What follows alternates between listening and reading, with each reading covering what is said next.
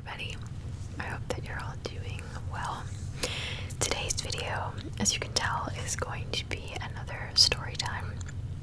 I do have some gum with me here, and I'm starting to realize, well, I knew this, but I'm starting to realize even more that my most popular videos are when I sit here and I just talk. But I don't want every video to be a ramble because I don't know what I would talk about after a while. So I figured I would do another story time, and I was this close to doing a part 2 of the neighborhood gossip video that I made a couple weeks ago because a lot of you really liked that, and I've gotten a bunch of requests to do another one. I just don't have enough content for that yet. Like, I have a couple of things to talk about, but it would be a really short video. Once I get more content, then I will definitely make another one. So for today, I thought I would just do a story time, and it's been requested a couple of times. I forget by who, and I'm sorry for that, but I've gotten a couple of requests to tell the story of our dog Maya, how we got her, and her whole story, which she actually does have a little bit of an interesting story. She had some health issues very early on, so yeah, I thought I would do that story time. A lot of you know her. In my videos back when I used to film by the window over there, she would always kind of be behind me. When I filmed upstairs on my bed, she was always kind of on my bed, so you've seen her in the backgrounds of my videos a lot over the years. But Maya is our 12-year-old Shih Tzu. Her full name is Maya Blue. Her middle name is Blue because she has one blue eye and one brown eye. And I swear this dog is like the love of my life. And we all, like everyone in this house, feels the same way. Like, she just has this kind little like baby girl face. It's like almost like she looks at you sometimes and it's almost like she's human. She's so sweet. She's a brat, don't get me wrong, but it's because we've spoiled her a little bit. In her old age now, she gets a little cranky, so she barks for more food, which I'm trying to get her out of the habit of, but my stepdad is the worst with spoiling her, so I blame that one on him. But anyway, everyone who meets her loves her. She's a cuddle bug. She's the best, and even though she's 12, she's still like, she's doing well. Like, she has one little heart condition that I'll get to when we talk about her, but other than that, she jumps around, she runs around, you know. She's doing well, and she still looks relatively young, so. Alright, so let's backtrack. So, she's 12, like I said, and we got her when I was 12, so I've had her for half of my life. I was in 7th grade, and we lived in an apartment building at the time where I grew up, just like an hour from here. And our neighbors on the other, they were on the same floor, but they were on opposite ends of the building. I went to school with the woman that lived there. She had a daughter who was my age, and then another daughter who was 2 years younger. And I knew her from school. We weren't like friends, like we weren't in the same friend group, but we were friendly, yeah. And so I guess our moms just got to know each other, you know, through school, and, you know, oh, your daughter goes there, oh, mine too, like that kind of thing. And so anyway, so they had 2 Shih Tzus. They had a boy and a girl. I know the mom's name was Princess. The dad's name was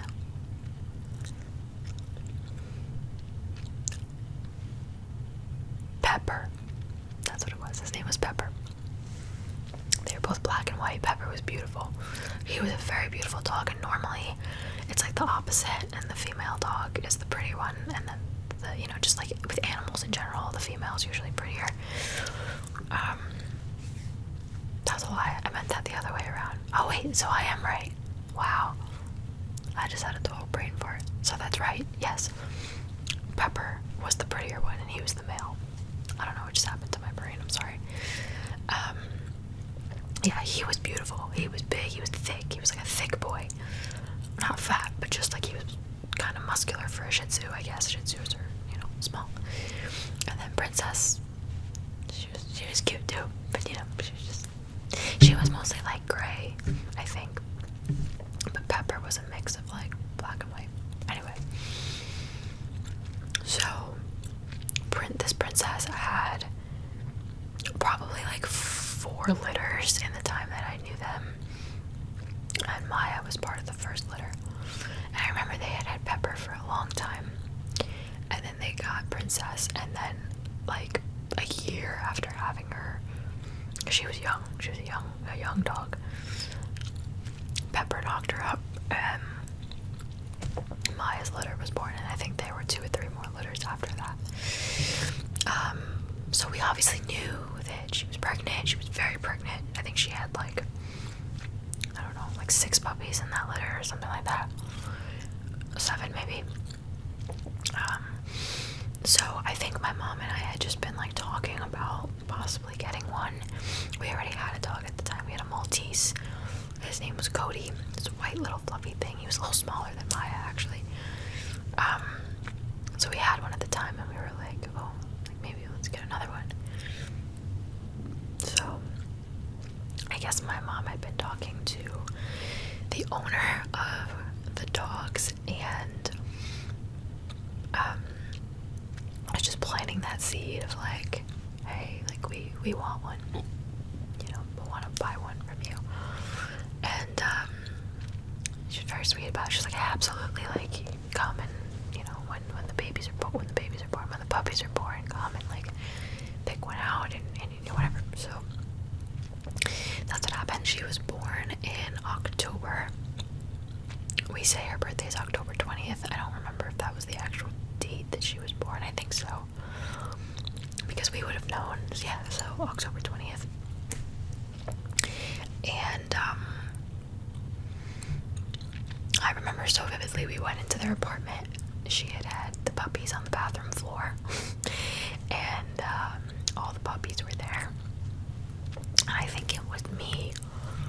Honestly, I could see my mom like letting me pick, so I went into the bathroom, I think, and I picked her out. I said, I want this one. And I remember I held her, and she literally fit in my hand, like right here in my hand. She was the size of like a little guinea pig or hamster. She was so tiny. Her eyes weren't even open yet. Like, I think I literally met her like a day or 2 after she was born. And so, yeah, I said I picked this one. My mom was like, alright, cool. And they took her, like, her little toenail, and they were marking, because I guess they were giving them out to, like, other people that they knew. And they were marking them with different colored nail polish. So they took, like, a little bit of red. I remember it was red nail polish. And they just put, like, the tiniest little drop on her fingernail, or her toenail. And they marked her as such. But then obviously you have to wait a while for, you know, the puppies to drink from their mom and, you know, be able to open their eyes, and, you know, they have to be with their mom for a while. So we didn't get her for a while. But then one day we got a call, and the woman who, you know, who the dogs belonged to called my mom and said, your dog isn't doing very well. And yeah, she was not. She lost a lot of weight, or instead of, like, she's supposed to be gaining a lot of weight early on. She was losing a lot of weight. She was like 1.5 pounds. It's tiny. So what basically happened is Maya ended up being the runt of the litter. So basically, there were so many of the puppies that one was bound to like fall to the back and not get as much milk as her other siblings, and that was Maya.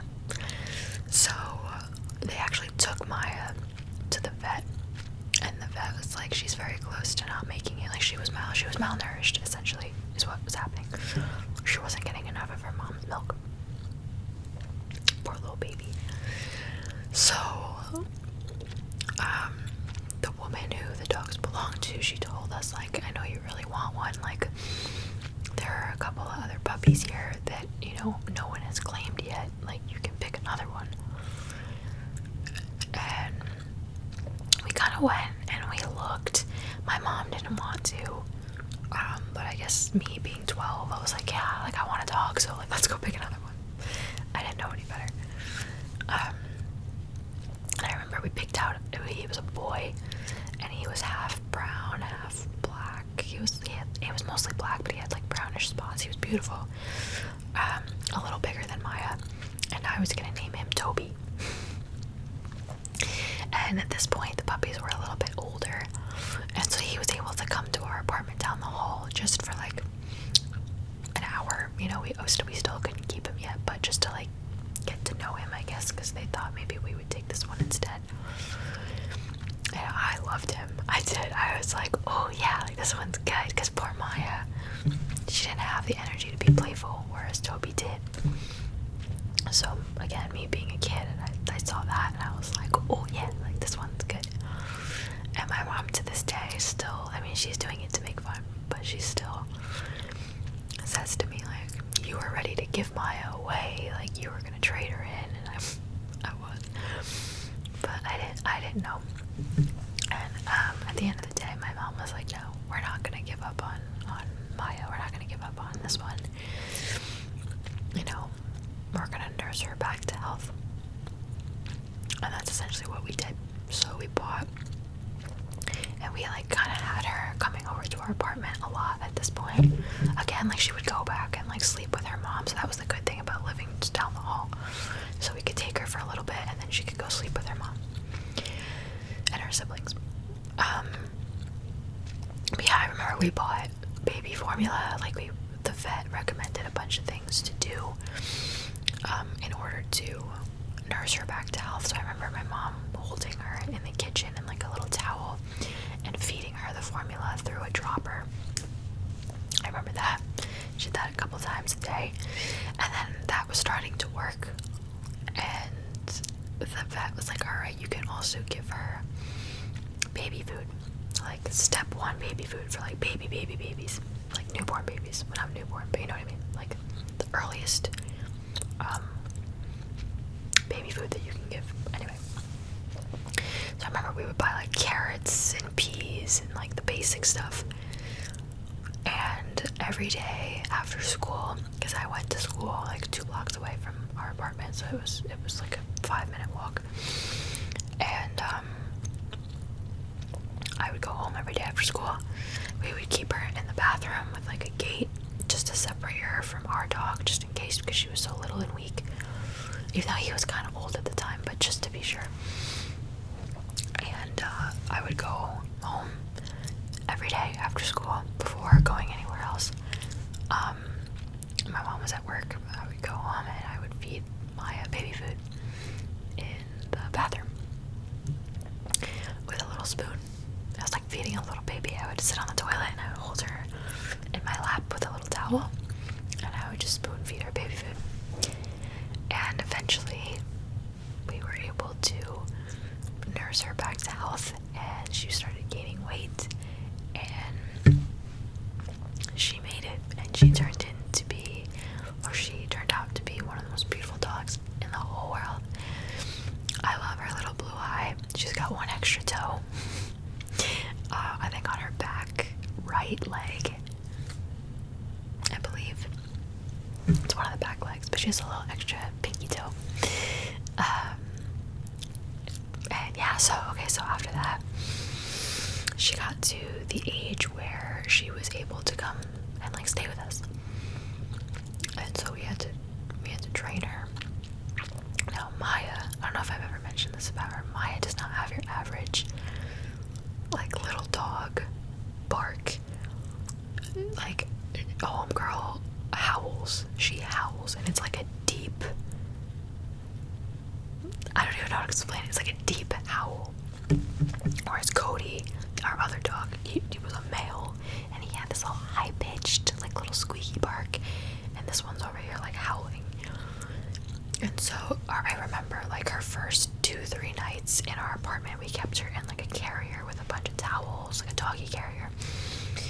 said that would, make her feel like safer or whatever. It was her first night away from her mom and her siblings. When I tell you, she cried all night. Not even cried, she was like screaming. I'll never forget the sound that came out of that little dog. She was still little at the time. All night, like, just shrieking. Maya also has, like, it sounds dramatic, but she suffers from anxiety. She does. She shakes. She yawns a lot. Like, when she's having, like, you can tell when she's having like an anxiety fit, because she looks at you and her eyes are all crazy, and she starts yawning, and she paces back and forth, and she's always suffered from anxiety. I don't know if it started from like this or what, but yeah, so she cried in the carrier all night, and my mom, I remember she told me, she was like, oh, like, I don't know about this. She started second guessing it, although we loved her already, but it was all night. But I think that only lasted for like 2 or 3 nights, and then she got used to it. And then the good thing was we already had a dog, and he was trained. My stomach's growling. He was already trained. He was potty trained. He would go on. We had like a little pad for him in the corner.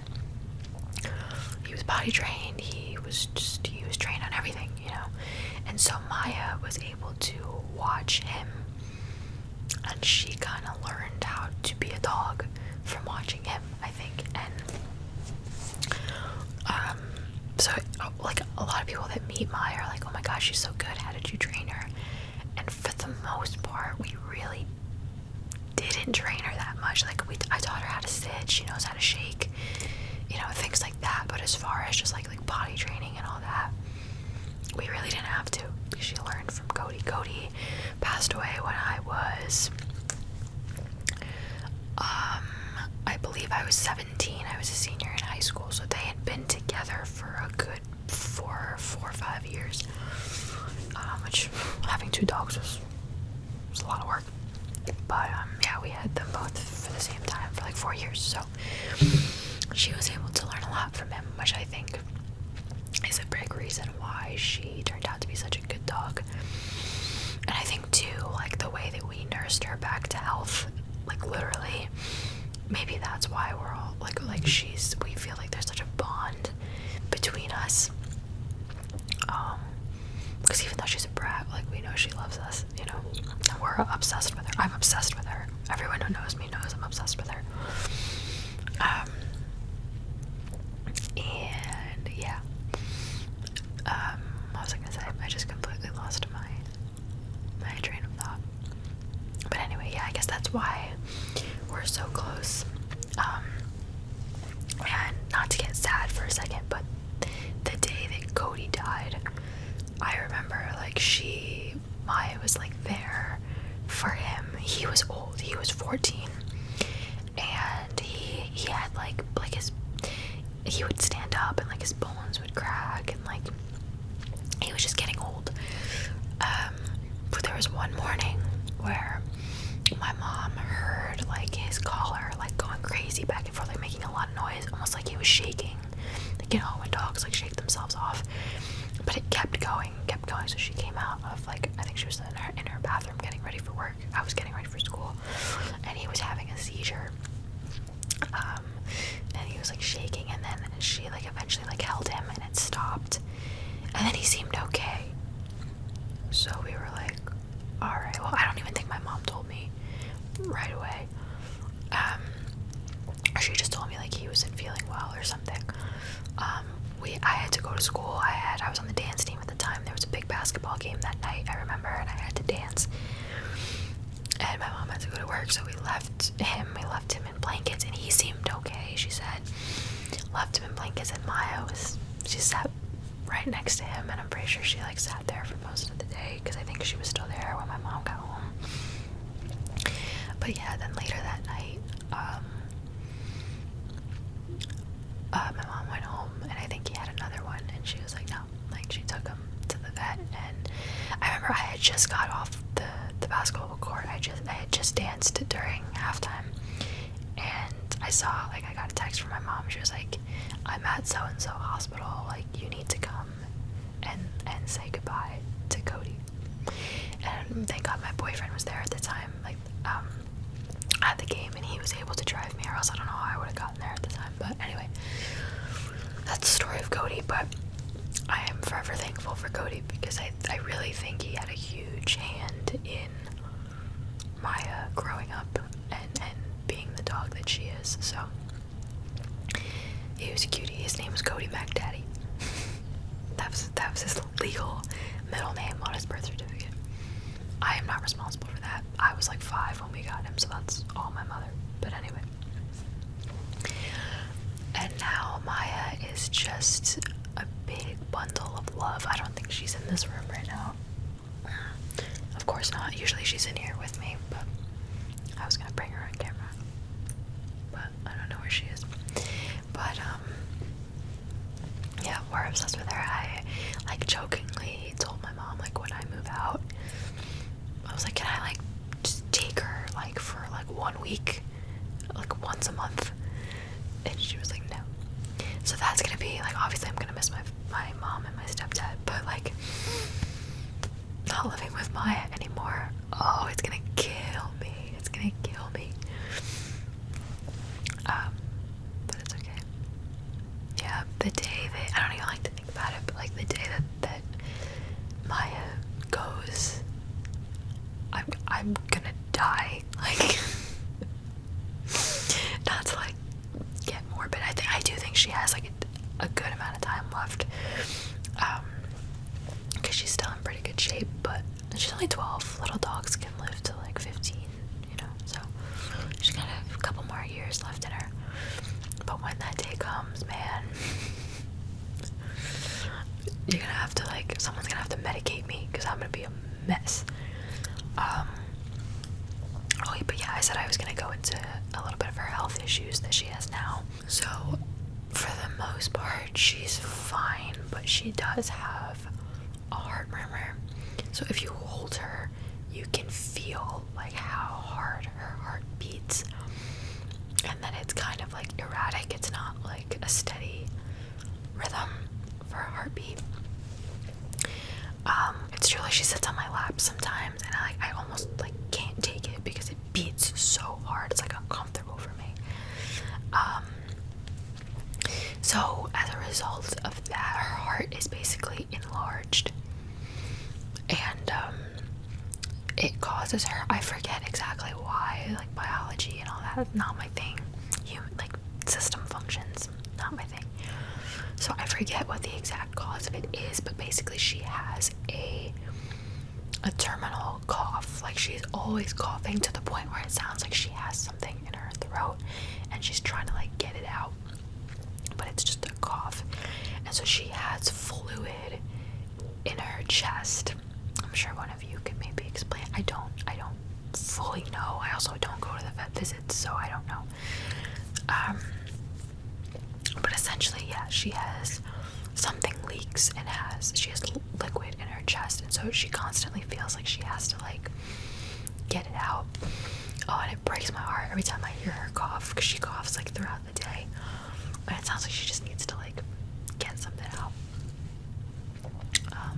So that like breaks my heart. But I mean, other than that, again, like she still runs around, she still goes outside.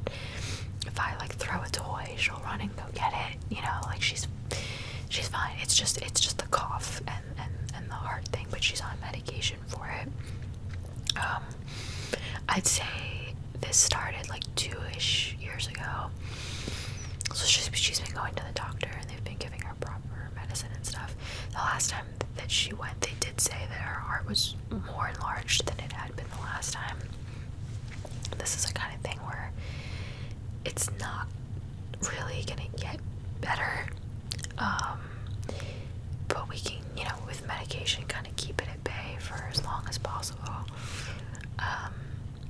But yeah, it sucks to know that like when the time comes, this is the thing that's probably gonna, you know, lead to her not being able to really live her best life anymore.